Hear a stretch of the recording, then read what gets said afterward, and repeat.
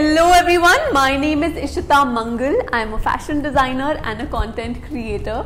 Today I am going to be telling you about all the must-have items for Indian festive season. We're often confused about how much we want to purchase for festivals, for weddings and any such occasions. And while these are things that are a part of our culture, but they're also not worn on an everyday basis. So what are the different tips and tricks that you can incorporate? What are the items that you absolutely need? What is it that you actually don't need? What are the things you need to take care of? I'm going to be telling you everything today. And so without further ado, let's just get started with the video. Now the first thing that I am going to advise you is to keep actually a choker. You know how much I love chokers, and chokers are of different types. You can take an Afghani choker, which actually pretty much goes with everything, or you can take something which is beaded, handcrafted. So really what type of choker to pick is something that is that you will be able to tell from your own personal style. But definitely get a choker and don't worry about the shape of your face or about which neckline you're wearing. If you feel like wearing something, just go for it. You get chokers also of different variety. You get smaller sleek ones, and you also get really statement like chokers, so that you can pick according to your style. Another necklace that I would advise you to keep is a long beaded one. These are also necklaces that look really stylish on almost all types of Indian wear. You can get them in emerald, you can get multicolored ones, you can get ones in ruby. Your choice is limitless. You can also get something in pearls. Wow, that would actually look really nice as well. But according to your wardrobe and your style, pick a long necklace such as this one to incorporate in your wardrobe, and that would look really amazing. When it comes to earrings, you should definitely invest in chand balis or jhumkas. I think they look absolutely stunning, especially on days when you don't want to wear necklace. There are people who don't like wearing necklaces at all, and there are times when we don't like wearing necklaces, right? So in those cases, you can wear these heavy statement earrings. They kind of finish the look really, really well. Also, a lot of Indian wear sometimes has a lot of work on it, especially on the neckline or on the collar area or on the torso, and in those cases necklaces won't really stand out. So to amp up your look further, to make it more festive, it's always nice to pair it up with really great earrings. So I would advise you to invest in chand balis and jhumkas, definitely. But also invest in studs, because sometimes in weddings especially, what happens is it's usually like a 2 to 3 day wedding in India, and when that's the case, you don't want to wear heavy jewelry on all occasions.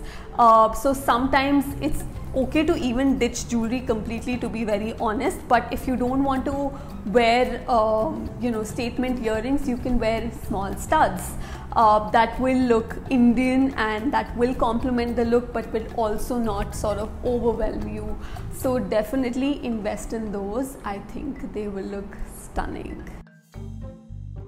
I think it's very safe to say that you will really find two types of women when it comes to bangles. Either you only wear bangles or you only wear kadas. I'm a big fan of kadas because I feel like they just look... Kadas or cuffs, I would put them in the same category because they're big, they're chunky, and they just go very well with Indian wear and Western wear alike. Bangles as well. So you're really this or that girl, or you can actually wear them all together.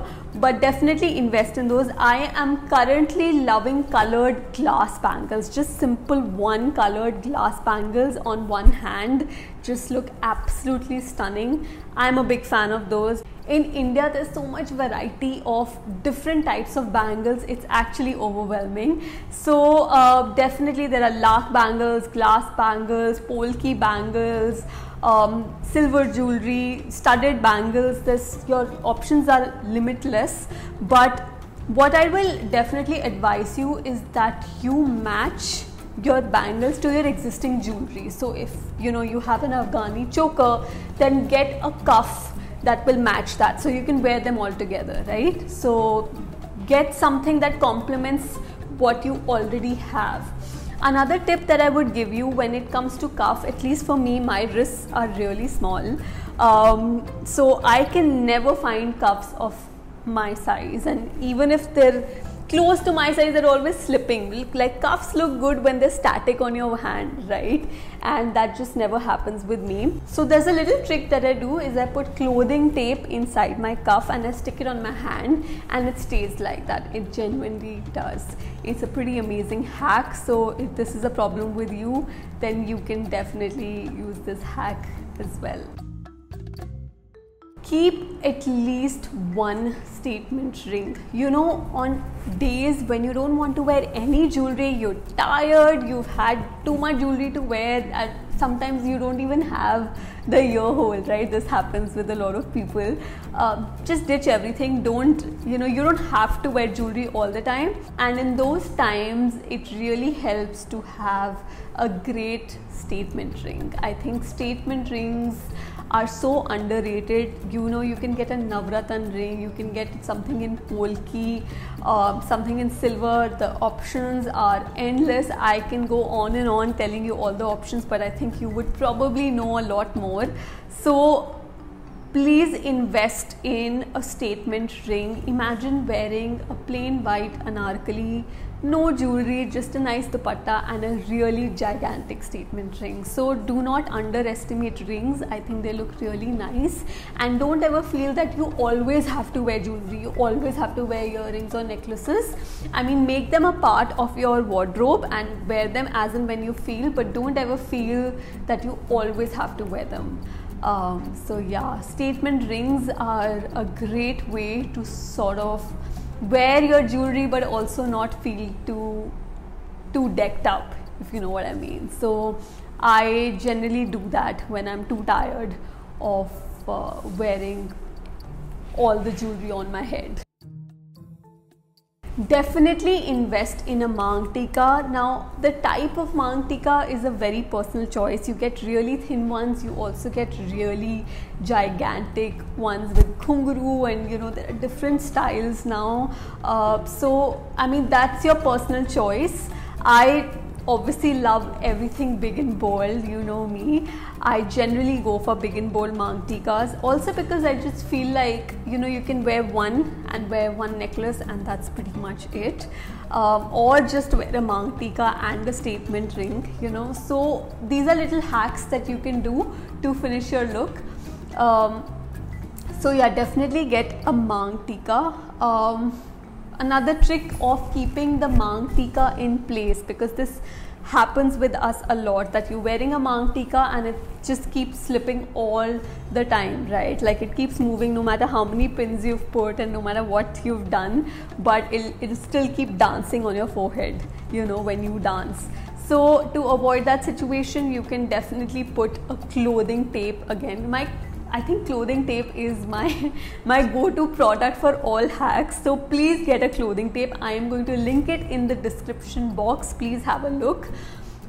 So put a small portion of the clothing tape on the tika and then put it on your forehead. A lot of people also use eyelash glue. I don't prefer eyelash glue because, first of all, I don't use fake eyelashes. Yes, I'm just one of those people who does not. But also I feel like eyelash glue damages the metal of the Mang Tika. Sometimes I just feel that a clothing tape is a good idea. So that's my hack. But there are people who prefer eyelash glue over a clothing tape. So you can decide which one you want to wear.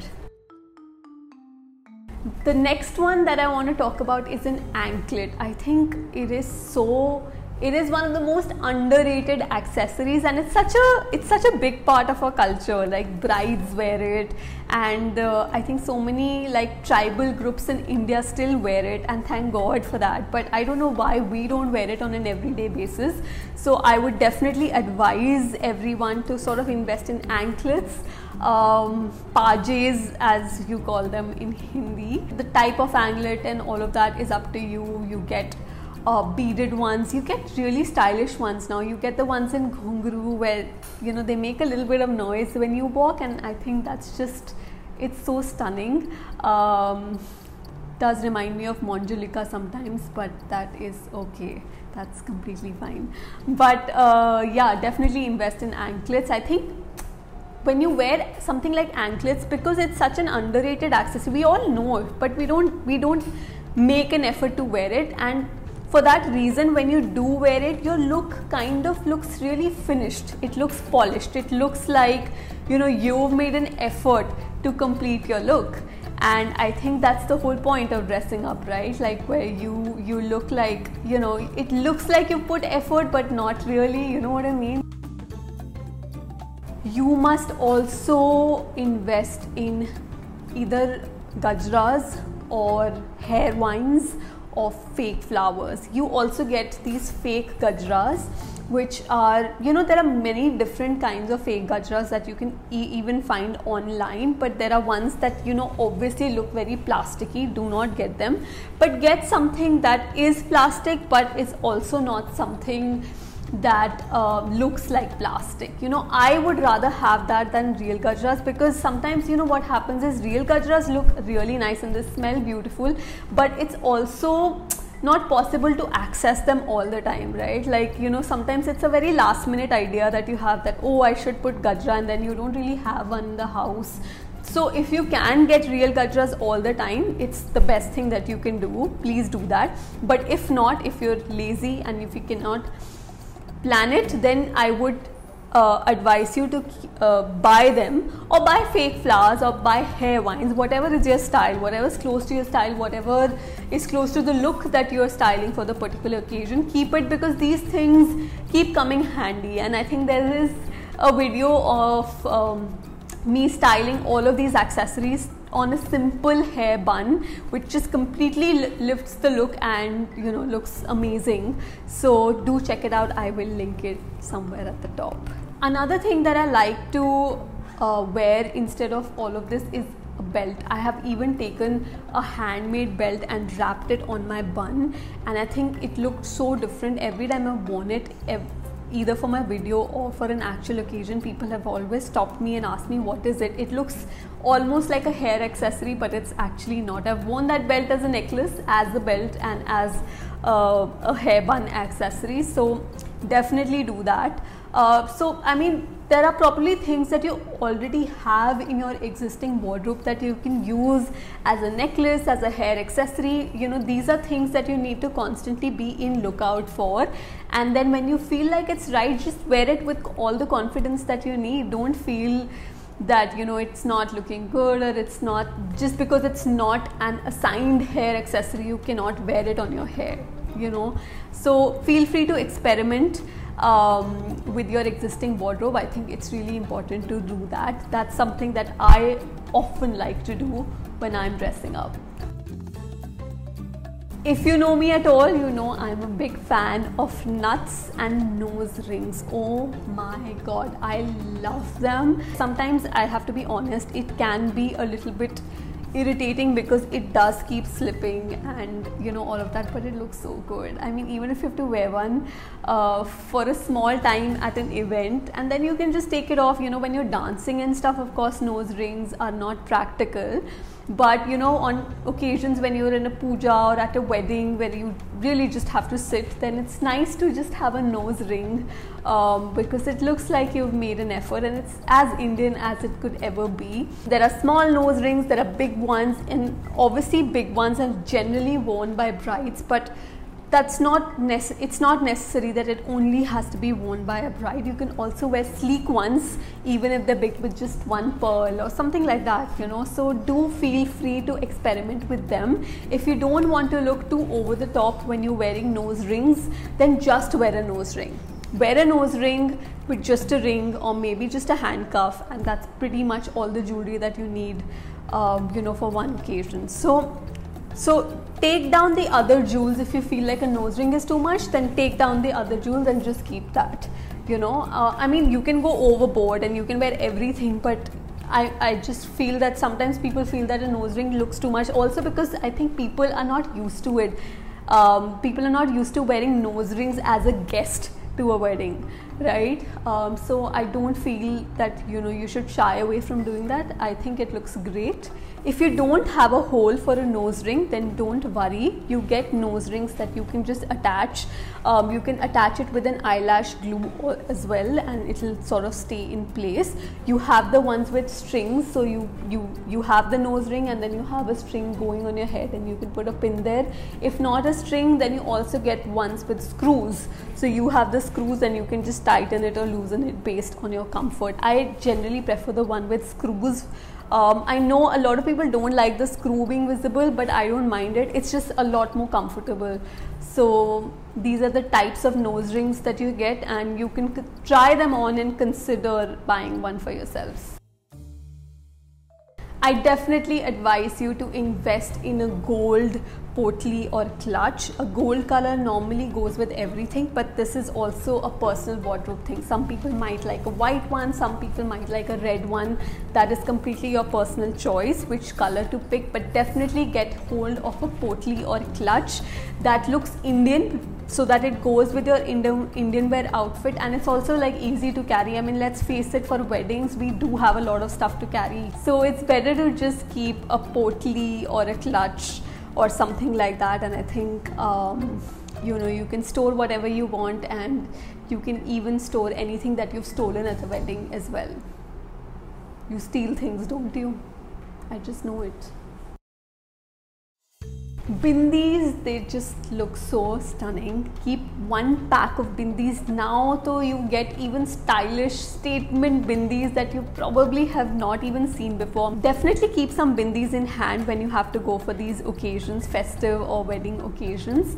Another tip for keeping bindis in place, because the sticker of the bindis is often not something that sticks on our skin, so you can use an eyelash glue then, and I think an eyelash glue is a great solution then. Oh god, कितना लंबा है, जल्दी जल्दी बोलना पड़ेगा. Actually ज़्यादा लंबा भी नहीं होना चाहिए ना वीडियो. हाँ, बहुत लंबा हो गया, एक एक लाइन ही बोलती हूँ.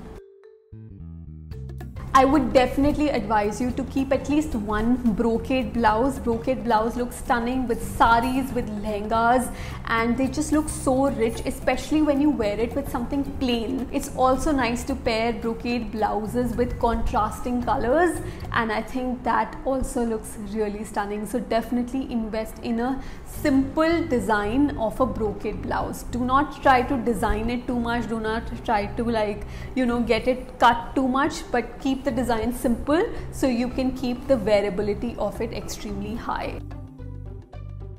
Definitely keep a skin colored or a black colored well fitted petticoat with you. It's really important. When you buy a sari, you often don't get a petticoat along with it. I don't know why designers don't do that. They must do it, but you should definitely keep one that fits you perfectly, because you don't want to borrow these things. When it comes to petticoats, I also advise to invest in brocade petticoats, especially when you have to wear it with like an organza sari or chiffon sari, something which is actually really thin, or tissue actually. When you wear a brocade petticoat inside, you can see there's a little shimmer that you can see from outside, and it looks really stunning as well. I have actually worn it and shown it in a video. I'm going to link it at the top. When it comes to footwear, I do not advise people buying any sort of pencil heels for wedding wear, just because sometimes these things, they get stuck at the bottom of the sari or lehenga and damage it. And sometimes when you're going for these occasions, you also don't know if you're going to have grass over there, and then the pencil heel becomes very difficult to handle. So invest in wedge heels, more comfortable heels. Wedge heels are comfortable, platform heels are comfortable, or block heels, or juttis are the best. Like juttis also look really stunning. So depending on what you prefer, flats, heels, whatever, invest in those, but make sure that your wedding festive footwear is comfortable, because you're anyway wearing so much. There's anyway too much jewelry, there's anyway too many layers with whatever you're wearing. You want to make sure that your footwear is at least comfortable, and so even if you step on people, it's absolutely fine. That was not good advice, but it's okay. I would definitely advise you to invest in a turtleneck, especially a black one or a white one. You know, these look stunning, especially for winter weddings when you have to wear a sari and you're feeling cold, it's in a farmhouse and it's in an open area, or you're generally a person who feels cold all the time, just like me.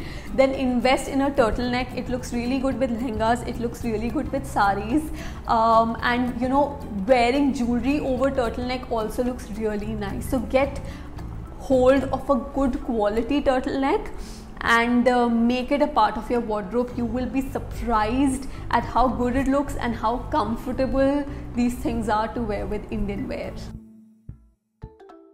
I would definitely advise you to invest in a brocade blazer as well, because what a brocade blazer does is, first of all, it looks as Indian as it could be. Secondly, it's also very underrated. I've not seen many people wear it. Thirdly, it's just a great winter, you know, outer layer to wear instead of wearing shawls that, you know, are sometimes uncomfortable and don't really cover you much, or wearing jackets and then you keep taking them off for pictures and keep wearing it, and it's so annoying. Why not just invest in a great brocade blazer that you can wear it throughout the night? So you're wearing a blouse, your blouse and petticoat पहन के कोई नहीं जाएगा, but if you're wearing a blouse and your sari and you just put a brocade blazer on top, it not only looks stylish but it's also very practical, right? It covers you up and it's nice for a chilly night. So definitely consider investing in these pieces. I would also advise to invest in a printed or a plain gold angrakha kurta. Why? Because angrakha kurta, first of all, can be worn as a kurta, as a suit set. It can also be worn as a jacket with your saris or with your lehenga skirts, and I think that also looks stunning for, you know, weathers where you want to cover yourself up more, or you know, you feel a little bit more chilly, or you just want to be stylish really. Then invest in angrakha kurtas, because I like pieces that can be worn in multiple ways. It's not just something that you only wear with one thing and it's done. You know, you can wear different types of kurtas as well. Because why angrakha kurta? Because first of all, you can close it down, you know, so it becomes like a kurta, or you can open it up, you know, so there is already that multifunctional aspect attached to it. Another thing I would advise is to get some kind of a statement dupatta, either a kalamkari one, or you know, something which is just beautifully hand painted, or something which is a brocade dupatta, Banarsi dupatta. You have so many options for dupattas. Get one because it looks great with a simple suit, with a simple sari, with a simple lehenga, and it's a piece in itself. You can even wear a dupatta as a blouse. I have shown that in one of my videos. I will link that as well. These are usually weighed down with cans or with you know, or there's too much work on it where you can't really move, especially on events when you have like a Sangeet night where you just know that you're just going to be dancing all night, right? You don't want to wear something so heavy, but you also don't want to look like you're underdressed. So for these occasions, I do feel that brocade skirts are great, and of course they can also be dressed up or down. If you wear it with a brocade blouse, it will look more richer. If you wear it with a turtleneck, it will look a little bit more muted, but you can wear, like, you know, your choker or whatever. You can style it however you want, but definitely do invest in these brocade skirts because they just look too much without being too much. And those are the kind of clothes that I actually love. They're also very easy to pack. So that was my video on the different must-haves for Indian festive season. I really hope you enjoyed watching this video. Please do let me know in the comments, and please consider subscribing to my channel. It's really important that you do that. Thank you so much for watching my video. Again, my name is Ishita Mangal, and I will see you next time. Bye.